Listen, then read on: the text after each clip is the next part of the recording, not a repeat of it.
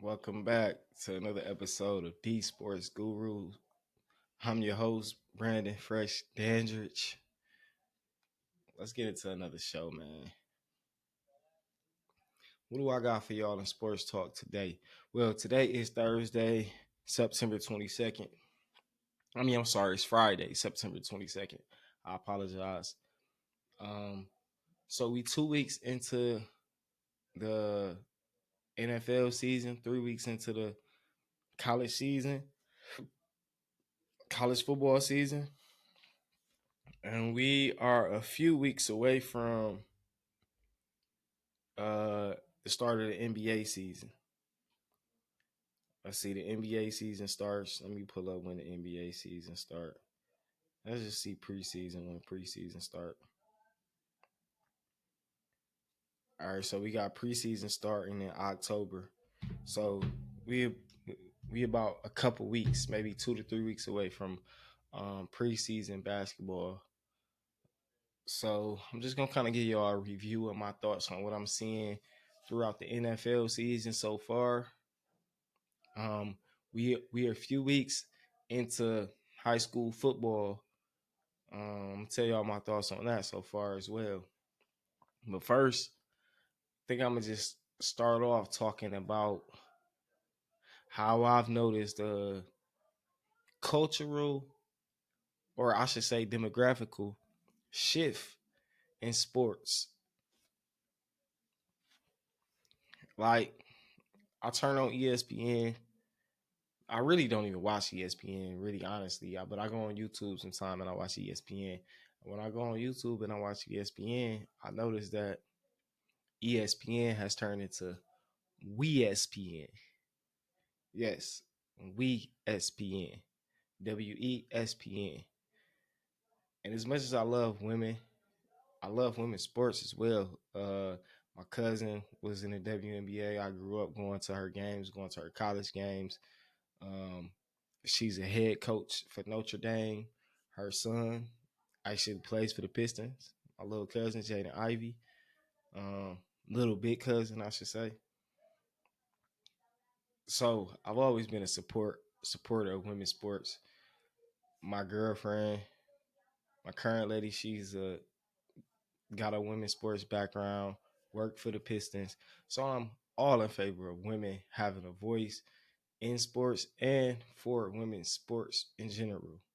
But I will say, I've noticed that ESPN has become WeSPN, meaning that all of the anchors are starting to be women for everything, covering everything, every sport.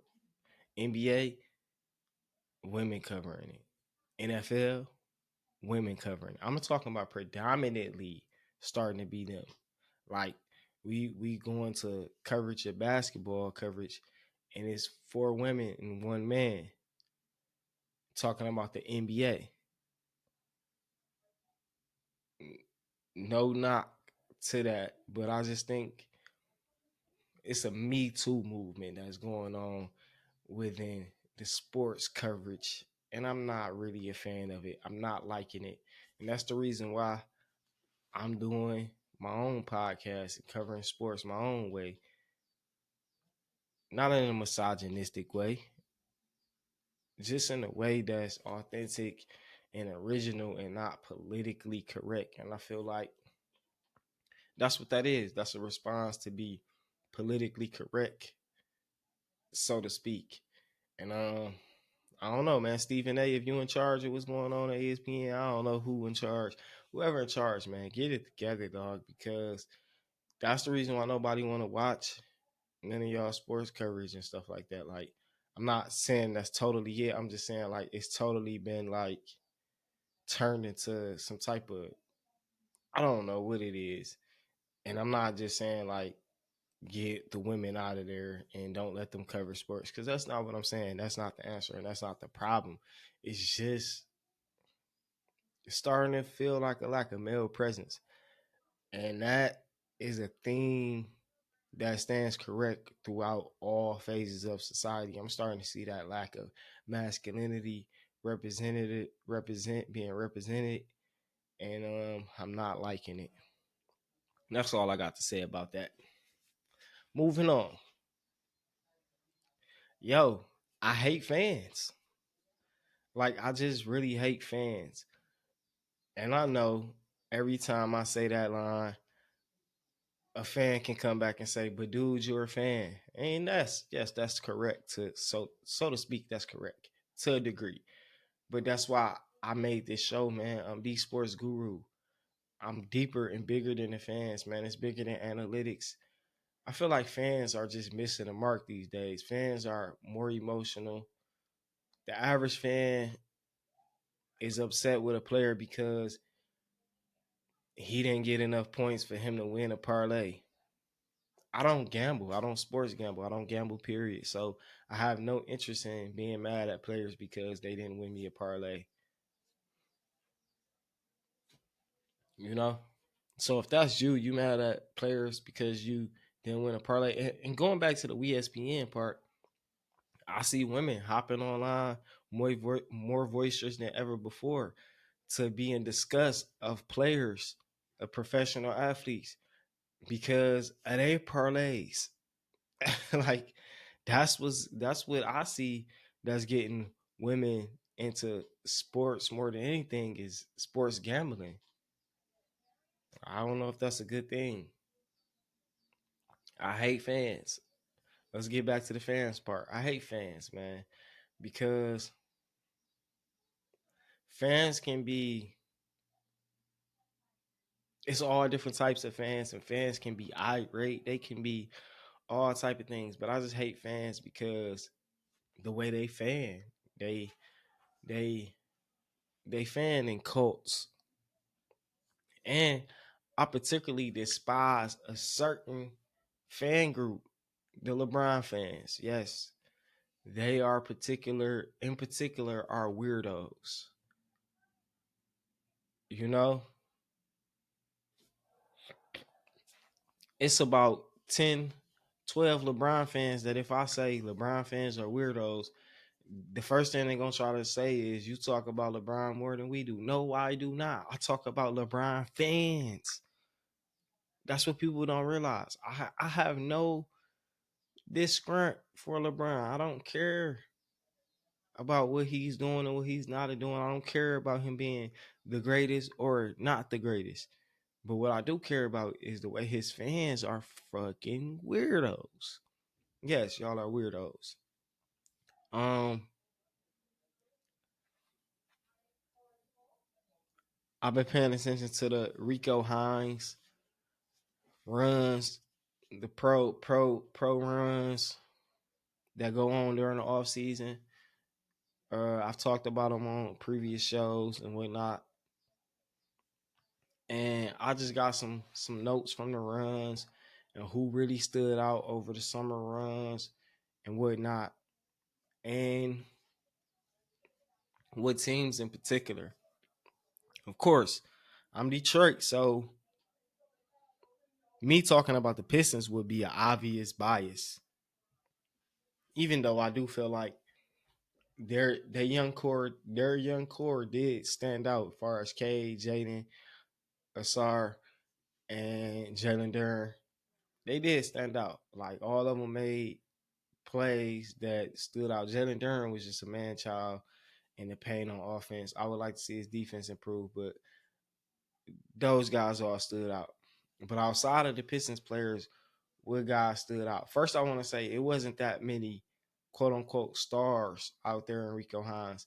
It was only, I can only remember maybe about a few stars. You had Siakam out there. Um, Russell Westbrook was out there. Um, those is probably the biggest names that was out there as far as Russell Westbrook and Pascal Siakam. The rest of the guys was all kind of like younger guys and guys that's trying to, develop and stuff like that. So it was a lot of younger players out there. Um, the 76ers young core group really stood out. They had some guys on a young core who really stood out. I want to see if Josh. I don't know who Josh Christopher playing for. Let me see who he playing for. Josh Christopher on Memphis now. I know he wasn't. He got traded from the Rockets or whatever like that. Josh Christopher had a good showing at Rico Hines. Going back to the 76ers, though, they had a multitude of players that looked good to me. Um, Javante Smart, man, that guy was getting buckets. So many times I was like, bro, who was that? Dude getting buckets. Ricky Council. Ricky Council was the guy who I wanted the Pistons to take a stab at with the second round draft pick. You know what I mean? Instead, they traded up and got Marcus Sasser. I don't know if I'm still against that. Like, I mean, it's already done, but I'm still against it. And I wanted a guy like Ricky Council. He was one of those guys who I could see us taking. Gigi Jackson. He was one of those guys who I could see us taking. Um, but Ricky Council, Traquavion Smith, Javante Smart, Paul Reed. Paul Reed was probably the best player throughout the whole thing. Like, just consistently, Paul Reed got buckets every time I seen that man out there on the floor, and he was shooting. That man was a shooter. Paul Reed was getting buckets. So I bring up Philly because I feel like it's a lot of traction from they players playing Rico Hines and the James Harden situation and whatnot. So I'm gonna be looking at Philly and looking at they young guys that they put around Joel and whatnot. I know they bring in a shooter over there. I believe they bring in a shooter. Or they lost a shooter. I think they had a shooter and they end up losing them to go somewhere, but I'm not sure. But I'm gonna be looking at Philly, and Philly just signed Kelly Oubre, who is probably like the last free agent who actually has some go, who was out there once Christian Wood got signed by LA. So yeah, I like what I saw from some guys out there in the summer runs. Um, I'm looking forward to see with those guys that was cooking in the summer runs to see how they games translate over into the season, which is gonna be coming up very shortly. So we're gonna transition over. We're gonna go to football, uh, and I'll just talk about my girl. One of her friends was talking about she got into fantasy football, and this was before the season even started. Like, this was prior to the season. It's so funny, and she was like, "Damn, I just started fantasy football and I'm fucked up already." And what happened was she chose two players who was already on the injured list, like for week one. She had Cooper Cup and I forget the other person that she had, but those guys were already gonna be out for like forever. So man, that's how she messed up before week one even got started. And I was like, whoa, like it's Thursday night. It was like Thursday. It was Wednesday before the Thursday night game, the opening game between the Lions and the Chiefs. And she was saying she messed up in fantasy. I'm like, how? And and once we kind of went down, we saw the story. She chose a few players that weren't even going to be playing. And those are her top picks. So that's how she messed up. Not being aware of the off season. And that's what a lot of people who follow football or who don't really follow football but are fans of football, they don't pay attention to what goes on in the off season.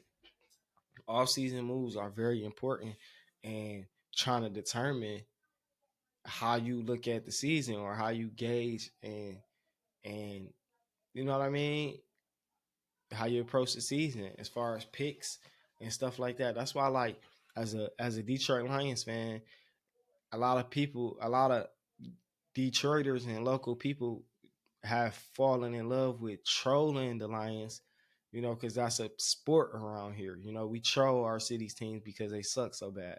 That's a sport. So they fell into that sport so bad that they don't even realize to pay attention to the off-season moves and stuff that's been made or whatever like that. And then we just lost a tough game in overtime just recently to Seattle. So they see, I told you. And it's like, all right, whatever. I got money out there.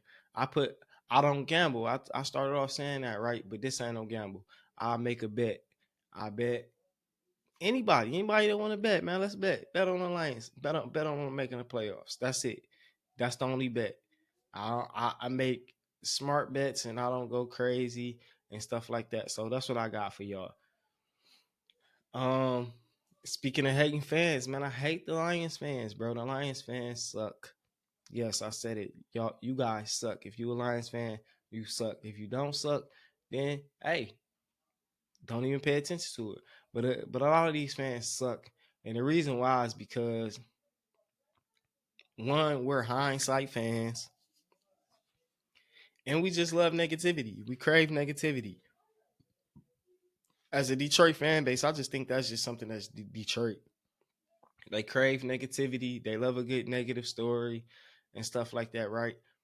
And the crazy part is, right, I will argue that some people are fans of the Lions and they don't even know it. They talk so much about the Lions. Like, if you're not a fan, then why would this team be a topic of your discussion? Why would you be making posts about this team? It's because you're a fan. Whether you're a fan of hating on them or a fan of trying to see them win, you're a fan, man. And just admit it. It's okay. So, when we look at the season review so far, it's a few things that stand out to me. And I don't want to jump the gun because it's only been 2 weeks. Like, damn, can we see 6 weeks into the season? I usually always say it take about 6 weeks to see what every team is going to be when we talk about football. And it usually takes about the all-star point of basketball season to know what every team is going to be. And that's when you can kind of make a decision who look like they can be champions and who look like they can't, who look like they just, spinning the tires or whatever like that. But anyways, after 2 weeks in, what we can see so far is the defense still needs some work. You know what I'm saying? Those guys are still coming along, and injuries is a big theme of this season, not only for our team, but just for teams throughout the league. If you're paying attention around, a lot of guys are getting banged up everywhere. So this is a year that if you lack depth, you're probably going to get exposed. So our depth will be tested, and we're going to see how deep of a team we are. I'm gonna give these guys a couple weeks to adjust, to make some adjustments, see how they can play, see what works and what don't work before I start giving out final verdicts on whose fault it is, who needs to go, what adjustments, what players is trashing it up, and etc. And even before I make remarks on draft picks, who should have been drafted here, there, where, there, I gotta see more. So that's just why I'm gonna lean in on that. All right. Now, one of my favorite players that was on the Lions in recent years was traded this offseason, and DeAndre Swift. And one of the fans' favorite players chose a different destination in free agency this offseason. Both running backs, DeAndre Swift, who went to Philadelphia in a trade, I think it was for a 4th-round pick. He's in a contract year, so he'll be a free agent going into next offseason.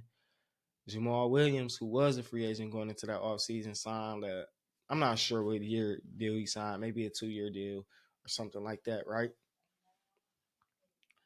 Um, and then we signed David Montgomery from the Chicago Bears this offseason, and we also drafted Jahmyr Gibbs. So those are our running backs at discussion, right? Well, in week 2, DeAndre Swift went off on Monday Night Football. He went crazy, went ballistic. I was happy for him. I was happy to see it. It validated some of my thoughts that I've already had and said about him as a running back and how I value him and see him as one of those type of guys. I felt like he could be one of those. I felt like he was already one of those guys and already proven to be one of those guys for the Lions and had been doing it since day one. And I felt like he just wasn't given the respect and opportunity here to showcase himself as being even more of one of those guys, right? I felt like Duke Staley overcoached him. Um, you know, shadowed his talent. Was I felt like the fan base grew attached to Jamal Williams through the Hard Knock series, and they grew this attachment to DeAndre Swift throughout the Hard Knock series because he wasn't a featured character, because he wasn't a character like Jamal Williams was. Well, Jamal Williams has been having a horrible season so far, horrible rushing average, and he's hurt. Something that the Lions fans argued me that DeAndre Swift would be and why we should trade him and this and that, right? Well, Jamal Williams is hurt with a hamstring injury, and DeAndre Swift just had one of the best fantasy football weeks in week 2, and it's looking like gonna be a real player for Philly this season, right? While David Montgomery had 2 solid games, even though he ended up getting hurt in the second game, and he did have a key fumble that did cost the team some points. But he did have a solid game, and you could see the significant difference in the running game once he was injured. Jahmyr Gibbs, who had a solid game in week 1, didn't have a solid game in week 2. He was just looked at average. He didn't look, he didn't look. He looked like he was still getting his footing. And for all the fans, and that's what it is going to, for all the fans who is crying for him to get more carries and this and that, now you see why he wasn't getting as many carries. He has to get a feel for the game. The game is still going kind of fast for him. I don't know if y'all ever played football or played running back or something like that. Those first few carries is kind of a little nerve wracking for you. You know what I mean? Like you kind of trying to get a feel. My first carry at running back in semi pro, I fumbled. It wasn't because well, really the ground caused the fumble. That we ain't gonna argue that, none of that. But hey, it wasn't because of anything other than I was so anxious and ready to. After that, I didn't fumble all season long. So that just goes to show you um, just how when you first getting comfortable, how the game can be moving fast and it starts to slow down when you start to get more comfortable, know where you want to go, pick your spots and stuff like that, right? So we got to give Jahmyr Gibbs some time and some space to figure out what's gonna be his game in the league, And I think this is the perfect opportunity this week coming up with David Montgomery looking like he's gonna be on an injured list for a few weeks. This will be the perfect opportunity. I'm looking to see a lot of him and hopefully a whole lot less of Craig Reynolds, who I feel like just don't cut it. Like, you know what I mean? And hopefully we can start putting Jahmyr in some situations where it just don't look like obvious run. I feel like a lot of times so far this season we put him in obvious run situations. We still got to go and execute, but I'm looking to see him get put in better positions this week. Um, Minnesota Vikings, they released uh Dalvin Cook this offseason, a player who I compared DeAndre Swift impact to, right? Showing that they don't value the running game and they paid for it. Minnesota was in a tight game. Um, their first 2 games have been close games, and they've proven that their ineffectiveness to run the ball is costing them games. And I'm glad it's happening because the running back position has been so devalued within the National Football League that you got teams that just feeling like they can release these players, don't gotta pay them. You know what I mean? Like these key players get released, they have a hard time getting new deals, new contracts. And I'm just happy for the running back position and what Minnesota is showing, that the running back position still has value, that the main running back still has value, not a combination of running backs. No, this guy, the Christian McCaffreys, the Dalvin Cooks, the DeAndre Swifts, the Nick Chubbs of the world, who Nick Chubb just went out with a horrible knee injury and stuff like that, right?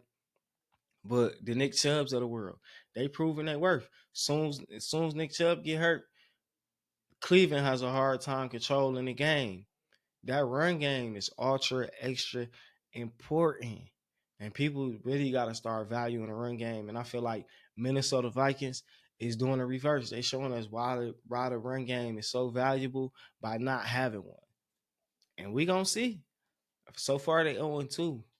I'm not sure when they'll get their first victory because they play the Chargers this weekend, and I'm not sure if that's a win. So Minnesota could start the season off very much 0-3. And I gotta say that run game is a big part of the reason why their devalue, their choice to devalue the run game is gonna be affecting that. And I'm proud of it. As someone who is I'm an ATH by the way when I play sports, but as someone who is a running back, you know what I mean? I'm definitely proud to see my running backs step up and show their value without even having to step up, so to speak. All right. And next, we're gonna talk about a former Lion, former Detroit Lion, Matthew Stafford.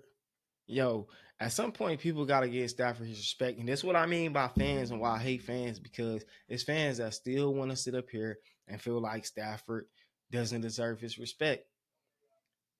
Paka Paka Nakua, I think that's how you say his name. Let me see if I can get a translation up here so I ain't just murdering dog name on my podcast like that. Uh, Puka, Makia Puka Nakua. Makia Puka Nakua. That's his name. Anyways, he's a wide receiver for the Los Angeles Rams, and he set the record for the most receptions by any receiver within the first 2 weeks of playing football.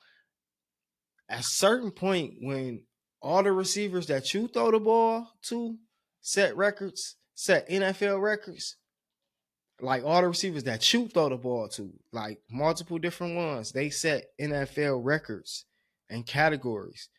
Receiving yards, most receiving yards, most touchdowns, most everything, all purpose, everything. Most rookie when you constantly Calvin Johnson, Cooper Cup, this guy, Golden Tate, we done seen this guy transition to many different players throughout the years. At a certain point, you gotta give Matthew Stafford his roses. He's a Super Bowl winning quarterback. Give him his roses. And that's me talking to the Detroit fans, right? The Detroit fans who hated on Matthew Stafford. Yes, I said hated on Matthew Stafford for years. Still don't want to give that man his respect. At a certain point, you got to realize it's him.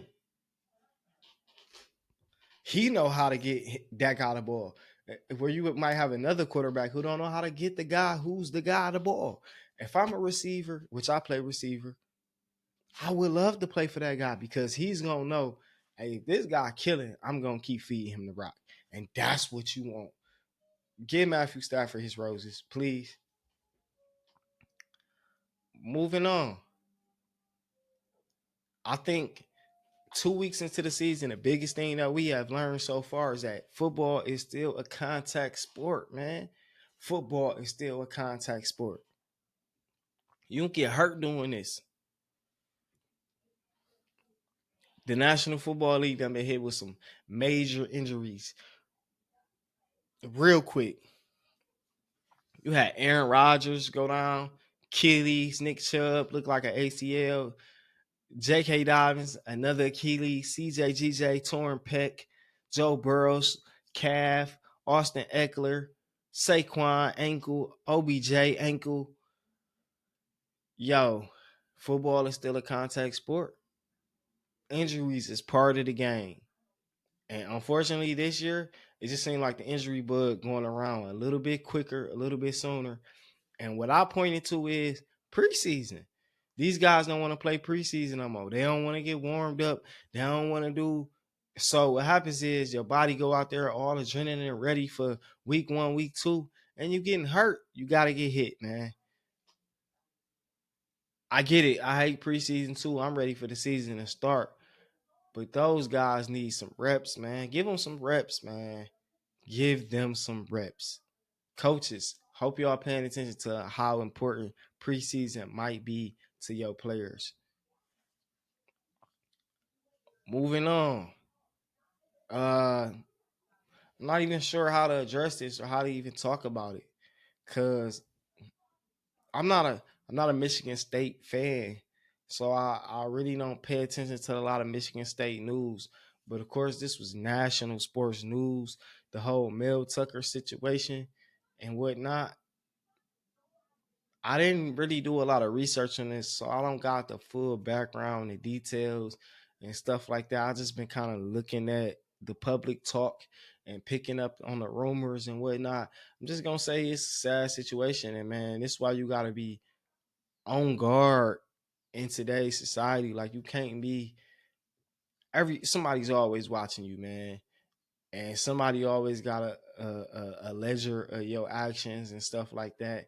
So you got to be real careful and cautious, especially when you a certain type of person in a certain type of position. You just got to be real cautious because you never know when somebody could be targeting you and wanting to knock you down. Because I feel like for any of us, if somebody want to find something that's like bad about you, they can find it somewhere. It's just about you being a target. We see that on all these shows out here, man. People can find information on you. If you done it, they can find it. So only thing I can say is, man, keep your actions clean. And or if you're gonna be in a certain type of position around certain type of people, then you know you gotta move a certain type of way. And that's automatic. That should be known without even having to be said. You know, so that's what that part is right there. Um, the last thing I'm gonna talk about before we end the show. Um, I didn't get into Coach Prime today. I think I'm gonna probably get into you know some college football. Maybe I'll do another show Sunday morning or something like that, and I'll get into my college football review over the past 3 weeks and go further deep and do my deep dive into Coach Prime. Of course, I believe they got Oregon this week. So if they got Oregon this week, it'd be kind of better to talk about it after the Oregon game, and I can kind of go into more about what's going on. Yep, they got Oregon tomorrow at Oregon, 3:30. So I'll be able to talk about that a little bit more tomorrow, and go into that more. Lastly, I'm just gonna talk about some local high school football and who's been dominating and whatnot like that. Uh, Southfield, my alma mater, where I went to high school at. It looked like Southfield has been dominating so far around here, these local parks. Belleville, you got Belleville. So here go the rankings right here. I'm just gonna take a second to look at it, and we're gonna look at these rankings. Hold on. Okay, all right. Here we go. We got the rankings. Okay, so we got Rockford at number one. I don't even know who Rockford is. I'm gonna keep it a buck. Belleville, that's number two. All right, Davidson. I'm not really familiar with that, but we got Southfield Arts and Tech at number four. Woo! Shout out to them. I believe they renamed them the Titans or something like that now. But it was a Blue Jay when I went to Southfield. Got De La Salle 5, West Catholic, Lake Orion Catholic Central, uh Caledonia, Saline, Catholic Central, West Bloomfield, Muskegon, East Grand Rapids. All right, those are some of the top teams. I'm gonna just go for some that's around here. You got Cass Tech at 21, Clarkston at 22. They took a loss to Southfield. Cass Tech also took a loss to Southfield. Yeah, so those are the teams right here. No Martin Luther King on our first page there. Um, so yeah, I went to a couple high school football games. Like I so far I've been impressed with Southfield. I was impressed with them last year. Of course I got a bias. I went to school there, so I'm just gonna continue to see how things play out. Uh Bryce, you know what I'm saying? Bryce is being heavily recruited. Bryce is the quarterback from Belleville. He's the number one quarterback in the country. He's being heavily recruited by Colorado right now. Colorado come around here and they looking at some of our guys. So you got them looking at Bryce. They looking at CJ at Cass Tech. So we getting some love. I see you, Coach Prime. So even though I said I wasn't going to talk about Coach Prime, we still went back to Coach Prime somehow because that's how impactful Coach Prime is. Hey, he reaching the youngest. CJ got a minute. He's a sophomore. Bryce is senior this year. So you know it's just looking up, looking big for local talent around here. I'm gonna keep updating y'all on what's going on around here with the high school football season as it progresses. They about 4 weeks in, college season 3 weeks in, NFL season 2 weeks in. So we looking good. We looking good. Basketball on the way. That's what's up. So, hey, that's all I got for y'all today on this episode of D Sports Gurus. You know what to do, man. Likes, comment, subscribe, share, tell folks. Let's keep growing the platform. If you're interested in coming on here and talking some sports, if you got a sports topic, sports debate in particular that you really want to get off your chest, come chop it up with D Sports Guru. I'm a guy who can talk sports and we can go into it. Like I love a sports conversation. Like I listen. I be what you say? What you say about anything sports related? Most of the time, basketball and football. I can get a little boxing conversation a little bit, but mainly basketball and football. But like I said, that's the show for today. I'm your host, Fresh. I'm out.